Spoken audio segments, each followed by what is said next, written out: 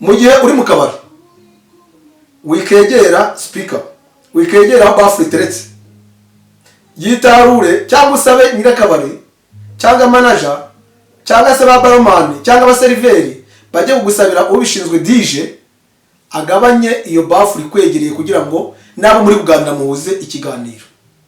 Hanyuma binatuma mu programa mugume muri etano rumari, mugumane ibitekerezo bizima bishyitse,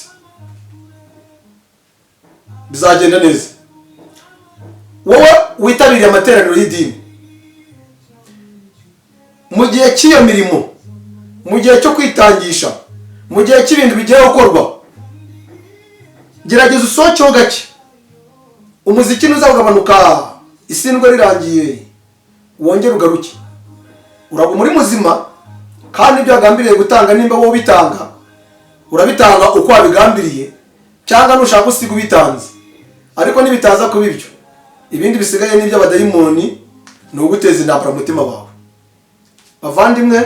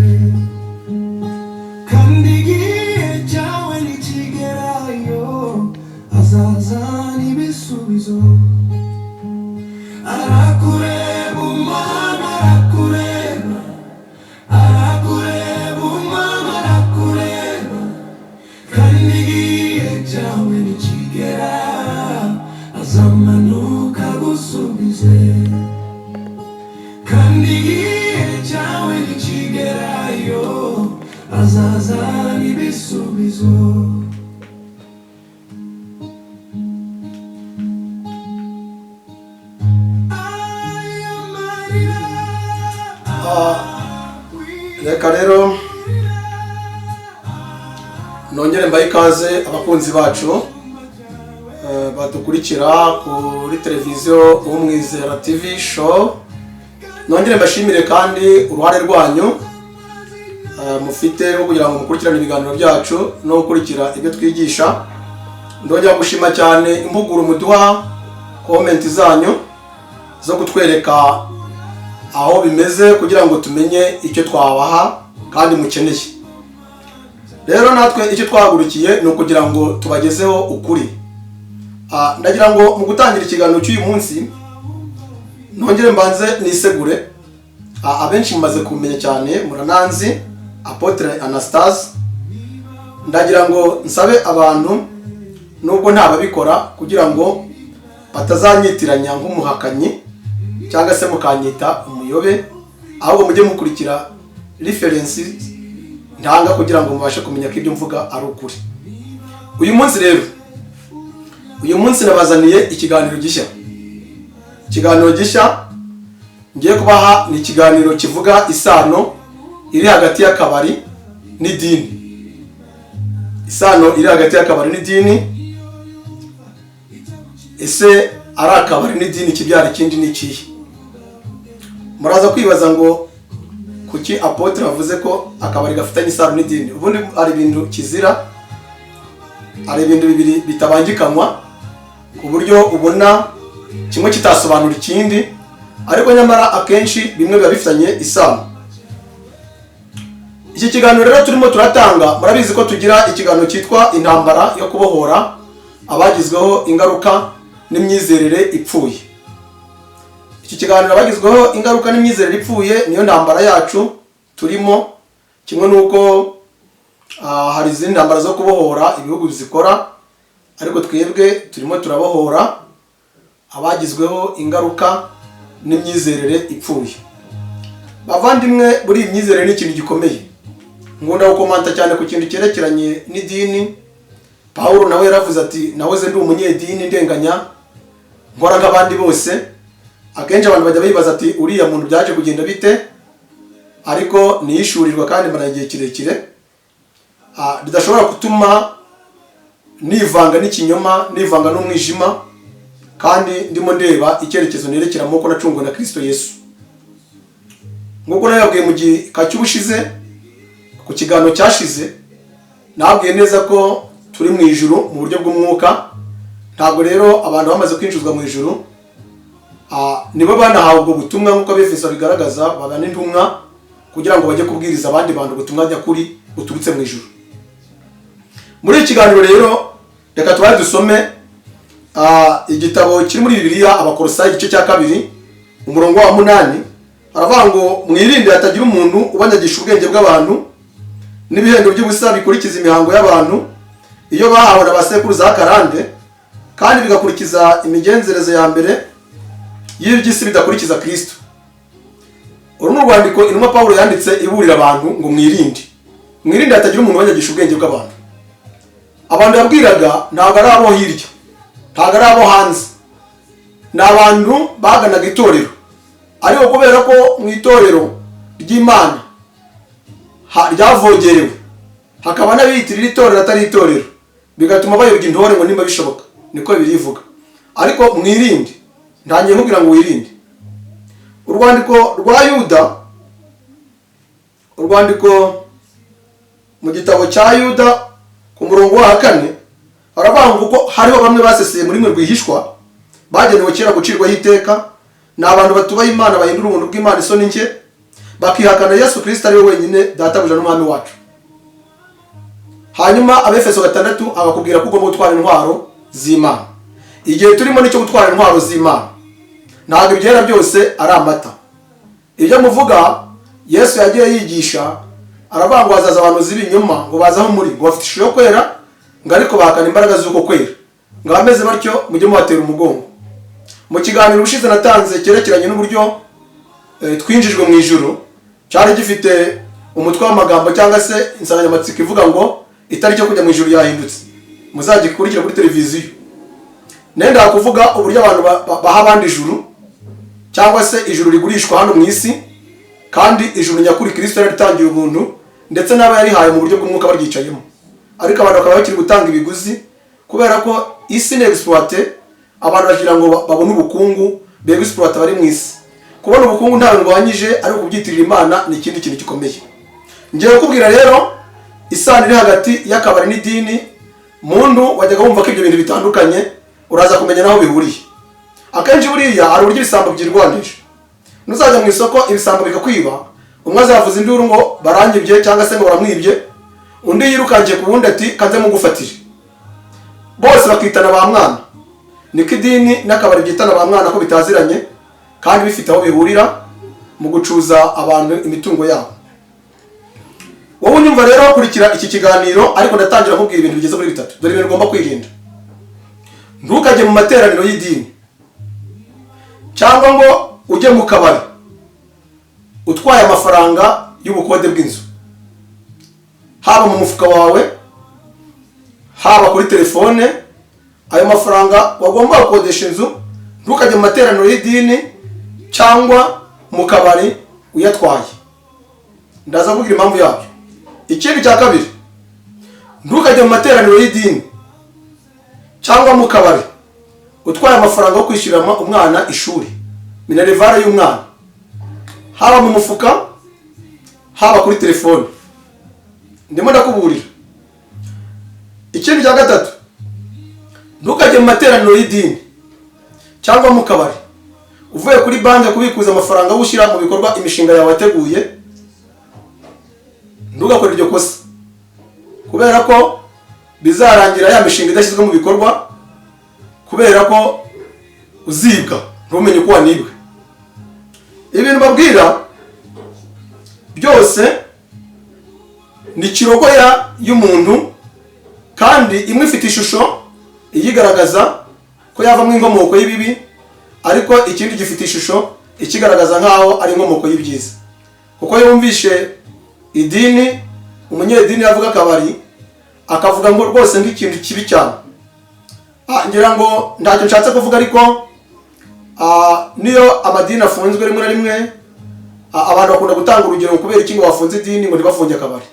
Nta muntu urubavuga kubera iki batafunze amashuri, kubera iki batafunze ibitaro, kubera iki batafunze isoko, ahubwo gahita kavuga ngo kuki batafunze akabari. Uri kwibaza ni abakeba, kwibaza isano bafitanye ni iyi. ni ukubera ko hari ahantu bahuriye kandi ngiye kuhababwira. Tega amatwi rero.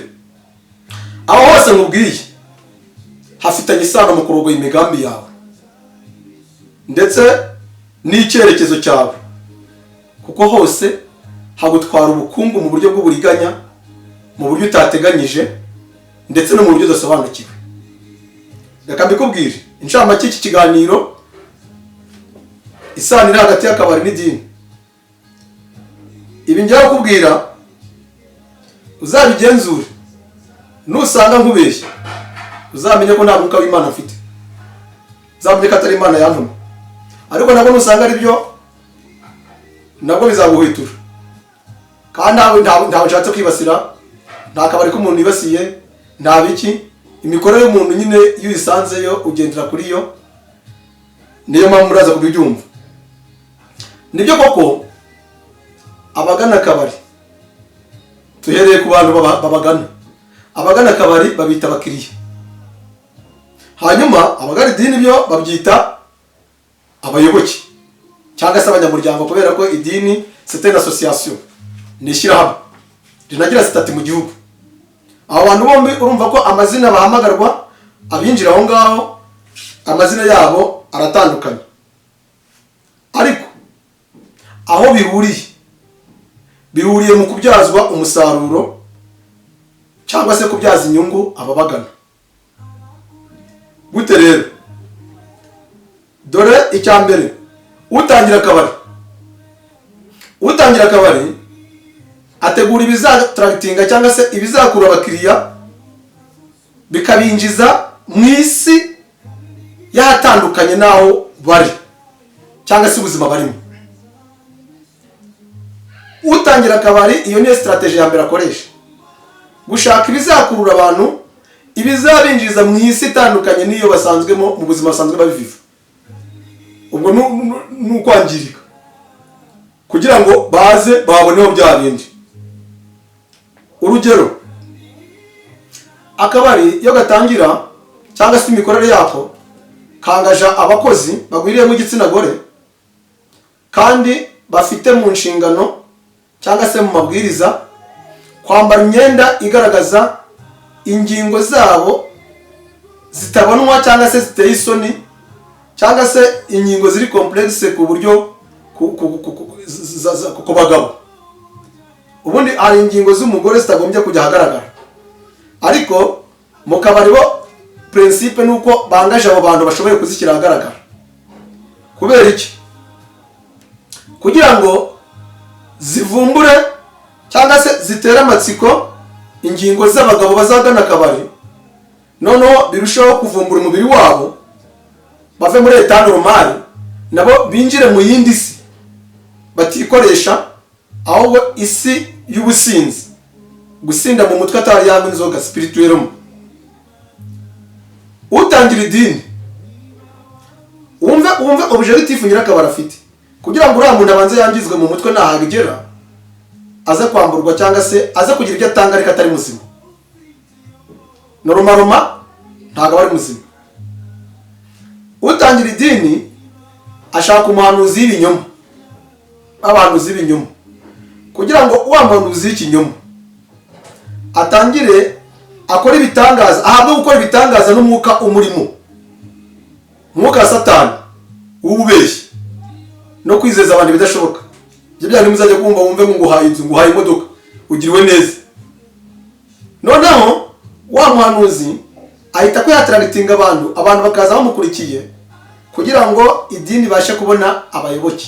Hanyuma kandi wibuke ko abayoboke niyo source de la richesse, niyo nkomoko y'iki y'ubukungu. Uko nyiri idini arashaka amafaranga kugira ngo yabone nuko abantu baraza. Noneho yifashisha ibyo. Turagiye urugero rwa kabiri, ari narwo rugero rukomeye cyane ngira ngo ubwire. Ikiyobyabwenge kiri moderne, ikiyobyabwenge kizubaje isi yose. Ubundi mbere yuko nkikubwira ahantu uzabona ikintu gishobora kubyara byiza, ujye ukigenzura nimba kitanakoreshwa mu bundi buryo bubi, kuko abantu bashobora gukora icyiza. Reka mbanze nk'urugero d'abord, twese ntituvuga Imana. hari uvuga Imana ugangara gusobanura Imana. Izina Imana reka kuyobya bituma umukurikira kandi ntahuriye nayo, ntahuriye n'Imana na gato. Atari n'Imana yamutumye, ari umutekamutwe uraho, ari umujuru uraho, ariko ikigamijwe ari kugira ngo agucuze ibyago. Ngira kubwira ikintu rero gikomeye, ngira ngo batangiye kumva idini ura n'akabari. Bose umugambi bafite ni uko explore bari abantu hakoreshejwe inzira zimeze nk'uburiganya kugira ngo umuntu atange ibirenze ibyo yagombaga gutanga kandi aze gusigara muri risk. Ikindi indi ntwaro bakoresha bose bahuriyeho, umwe ataha kanundi. Ariko urugero rwa kabiri ni intwaro bita umuziki. Ni intwaro bita umuziki. Waba uzi impamvu akabari gakoresha umuziki kandi ndetse n'abantu batawukunda? Waba uzi impamvu idini ikoresha umuziki ndetse mwinshi, harimo n'abantu batawukunda bahagana, harimo n'abafite ibibazo by'uburwayi bitabemera kumva umuziki? Kuvuga ngo umuziki ni ikiyobyabwenge kiri moderne mu nzira agiye kukubwira. Amadini n'utubari bahuriyeho kandi bifashisha nk'intwari ikomeye irasa abantu mu mutwe, ubwenge bukava mu mwanya wabo, imitekerereze mizima igahunga, bikabyara ubusinzi buri spirituel butagaragarira amaso y'umuntu, kwangirika. Aho kandi sinzi niba uri kukumva. Noneho bigamije iki? Bigamije kugira ngo uriya muntu ataza kwikoresha, ariko ibyo afite aze kubitanga muri bwa businzi bwe abikoresha. Sinzi, reka mbaye urugero, sinzi wenda nimba iyo bavuze akabari abantu benshi bakunda kwiyakirira bitagombeye ngo ni umurokore, bitagombeye ngo ni umuki. Hari ubusitani bw'ibyo kunywa ariko bose bahita mu kabari, ukajya wumva ko ugiye kuruhuka, ugiye kwicarana n'inshuti mukaganira, ugiye kuvuganira n'umuntu. Hari n'abajya kwicara ndetse afite umuntu bari buze kuhahurira agira ngo bagane ku ijambo ry'Imana, ariko kubera ko hari ibinyobwa ntabwo barajya kwicara muri botike y'umunyu, bigasaba ko ariho bajya kuganirira. Niba warahageze akenshi uzasanga amaspeaker yesitaye impande n'impande ahantu hatandukanye, ubundi bafite amaradiyo amwe y'imizindaro akubita kabisa ku buryo aho hantu hashyuha, ariko nabwo nyine abantu bahari bakajya babyumva. Noneho rero akenshi we ntabwo ubuzi impamvu yabyo, ariko uriya muziki icyo ugamije ni ukukubuza gutekereza normal, kuko nibyo wari ugiye gutegura umushinga ntiwava uwuteguye, ahubwo usigaye uvuga ibyo utagombye kuvuga, ugakora ibyo utagombye gukora, ukibwira uko utagombye kwibwira. Akenshi benshi iyo bamaze kuzubara ntamenya ko bwije, ntamenya ko amasaha agiye, gahunda yindi yari afite irapfa. Ibyo ntabwo mbeshye, murabizi.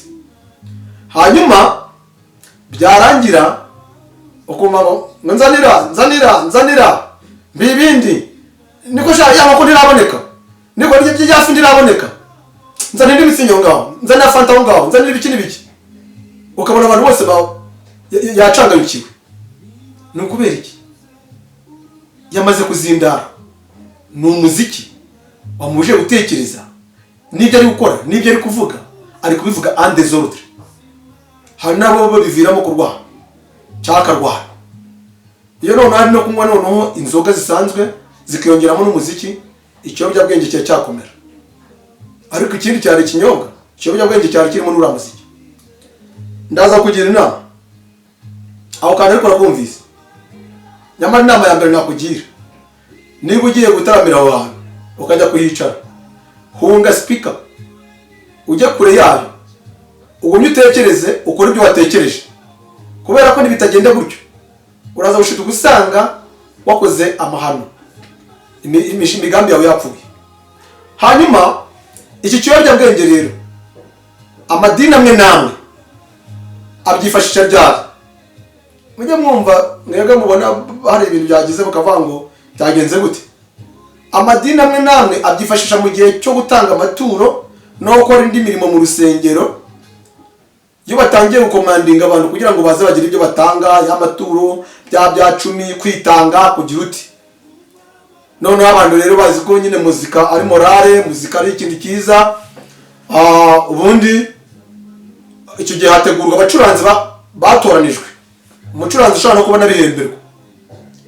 Ubundi ukumva urusaku ruraruta abantu baraho, ruraruta urusengero ukoreramo, ruraruta amajwi y'abantu bari kuririmba.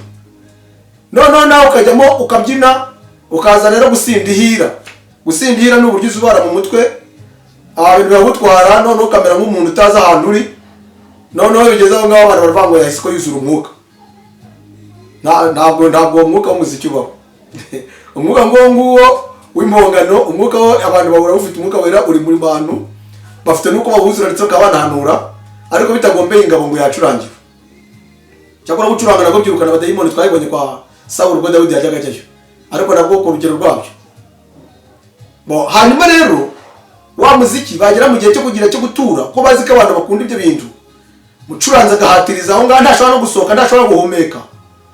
Ubundi agacuranga, abantu bamara kwangirika mu mutwe bagasigara bamukomandinga we ntabwo bakiri gukora. Bavuga Uwiteka aravuze ngo bizane. Ngo Imana ivuze ko hano hari umuntu ufite miliyoni ngo agendanye, kandi ngo Imana ashaka kumurengera. Imana yavuze ngo nawe ufite amafaranga nubwo atari ayawe, Imana irayakuba.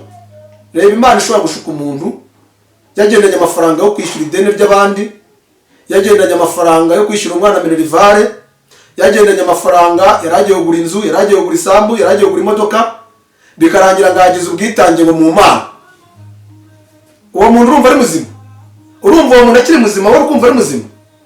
Baranyamara kwirinda biruta kwivuza. Kandi izi mpanuro ndi kubaha ntabwo uzazibona. Banza umenye umukuru w'idini cyagamije n'icyamuzanye. Kuki ubundi ijambo ry'Imana ritavuga ko twahawe ubuntu, ko Kristo yaducunguje ubuntu? Kuki ijambo ry'Imana ritavugwa ngo dukore nyine wa murimo dukorera Imana, imba ariyo dukorera dutahe?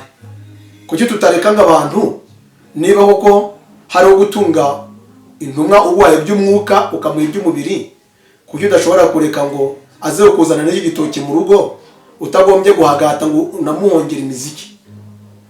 Aho kantu iyo ni isano ikomeye.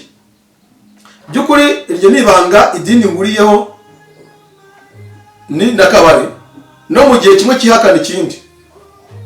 Ababigana bose baguye mu gihirahiro. Ababigana bari mu gihirahiro cyo kutamenya ko bari mu nyungu za nyiri umushinga. Gusa hari akantu nubwo basheruje bafitanye isano bakaba bazi icyo bagamije, ariko nabwo hari ahantu gato cyane uretse muri iyo nzira yo kuzubaza umuntu, ariko indi sano bafitanye naka kantu batandukaniyeho gatoya. Mu kabari nubwo usohora mu mafaranga uba wayanywereye, nubwo yanywera ku rugero utatekanyije. Aba bagwaye ibicuruzwa nyine icyo bakora no kwatragitinga kugira ngo bagukure muri etat normal, hanyuma winjiza amafaranga arenze bari bateganyije kugira ute kunywera. Niyo mpamvu bifashisha izo ntwaro. Yurumva ko nyine wanyweye, nimba n'abantu wakiriye wenda bazagushima, wenda baguhe n'inka nubwo babakiriye mu buryo butari bwo, ariko bazagira igihe wenda bavuga ati tuguhaye inka waragize, ariko noneho mu idini ho for free. Hanyuma ko wakoreye Imana kandi wakoreraga umuntu. Nyine afite imodokari yazagendamo, no kubona rifite ntabwo wagenda mu modokari ya apotre cyangwa ugende mu modokari y'umushumba, uri umuntu woroheje. So iki kintu ni byiza kugira ngo tugishukirwe.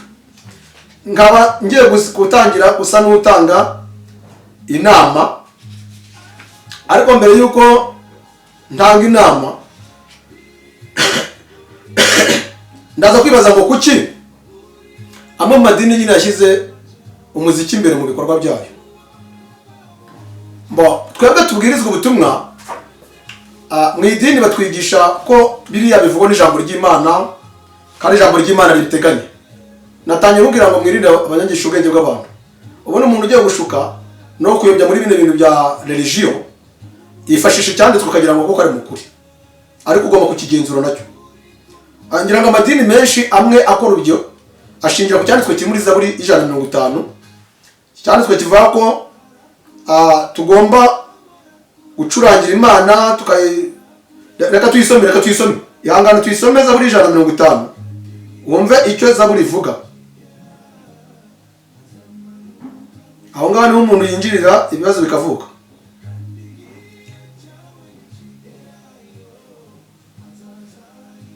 Zaburi 150 ngira ngo nawe amaze kuhagera,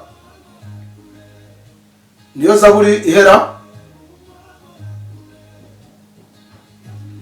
Turaza gusoma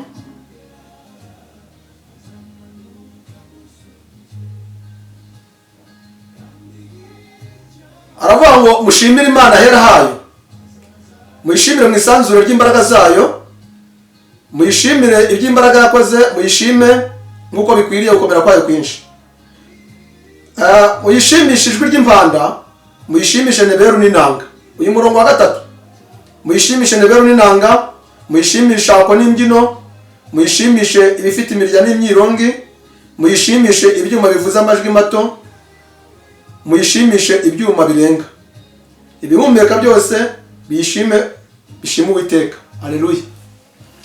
Impamvu mberetse umurongo by'ukuri ugize ikintu ubaza ndimo ndakugira ngo ugire amakenga. Ariko leta ati muri Zaburi Imana aravuga ngo tuyishime. Uretse ko n'umutima ugiye gushima Imana ubundi se n'ubuhe.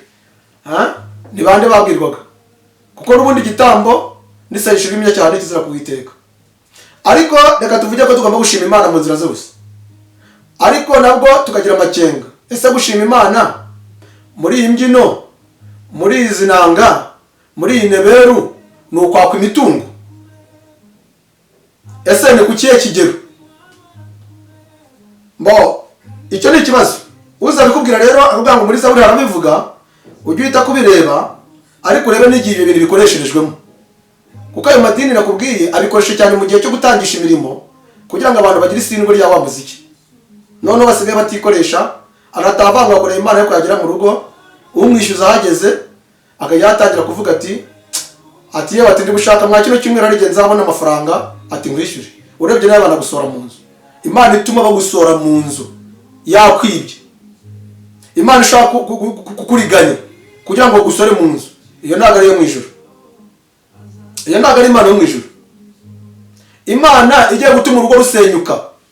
Imana igatuma wowe n'uwo mwashakanye mutavuga rumwe kubwo ubutunzi n'umutungo watanze mu nzira zitari izawe. Iyo Mana ntago ari yo mu ijuru. Iyo ni Imana muntu zazindi muhagarara imbere mucurire umugara, muvunire umugara, mukazirira imbere ziri hariya kuri alitari aho bita ku ruhimbi, bamaze kurema ijuru ryabo bwite, mwebwe muri mwisi. Wowe ukajya ubyina. Urumva rero niyo twaba turi kuvuga. Ariko mu gusoza kino kiganiro mbereka ayo mayeri akoreshwa na Satani n'ikiyobyabwenge kiri moderne tumaze kubona ari umuziki wifashishwa mu kabari ukanifashishwa mu madini amwe namwe mu gihe cy'inyungu zabo bwite. Hari amadini atagendera muri ibyo bintu. Hari amwe mu madini rwose adafite aho ahuriye nabyo. Ngira ngo abasenga mujye mubikurikirana, ariko hari nkamwe mu madini, urugero nk'idini ya Katolike. Katolike nta gihurira nabyo. N'ubwo buryo bundi bukoreshwa ntabwo ifitanye isano nabwo. Katolike bacuranga amasolfege mu mapiano yabo na za gitari bagamije kugira ngo bigendane n'indirimbo zabo baririmba kandi zituje. Itorero ry'Abadiventiste nabo ntabwo bakunda ibyo bintu by'imiziki ya bumu izubaza abantu mu mutwe. Aya namwe mu madini nakurikiranye kandi ntangira ubuhamya. Ntabwo ari ukubamamaza, ariko muzabigenzure. Hari abahamya ba Jehova nabo ntabwo bemera bene iyo miziki. Urumva impamvu abantu batayemera? Bazi umuziki icyo wamara, bazi n'ingaruka z'umuziki, kandi nge nkweretse ingaruka zawo mu buryo buri negative cyangwa mu buryo bubi. Hari n'andi matorero ya Kristo y'abacunguwe, harimo n'abera, harimo abaki, abo ngabo badakunda gukoresha umuziki. By'umwihariko none n'abasilamu nta hantu bahurira nabyo, nta bahurira n'iyo miziki. Ibyo bintu rero byadukanye n'uburyo bw'ubuhigi n'ubuvumbuzi. Umuntu wese ugiye gushinga idini akavuga ati ndashaka ibyuma bikatanga ubutumwa bw'Imana imbere. Mbega ubutumwa afite ni ibyuma. Muzandebera ibyuma bidafite ibyuma bya muzika ntabwo abantu bazi. Ariko amayira abantu bagombye kuyamenya, sinzi impamvu abantu basinzira ku manywa.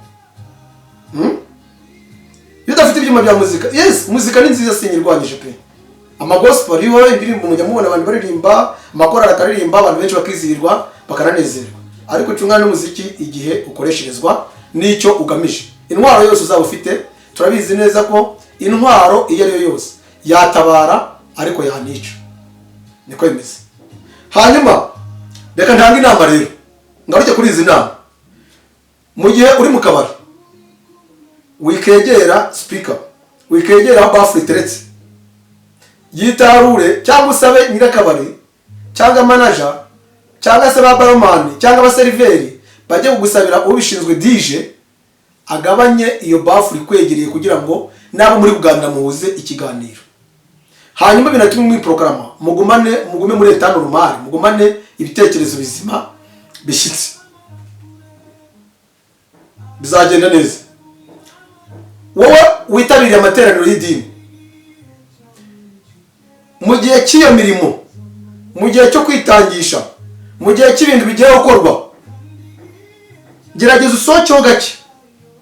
Umuziki ntuzagabanuka isindwe rirangiye wongera ugaruke.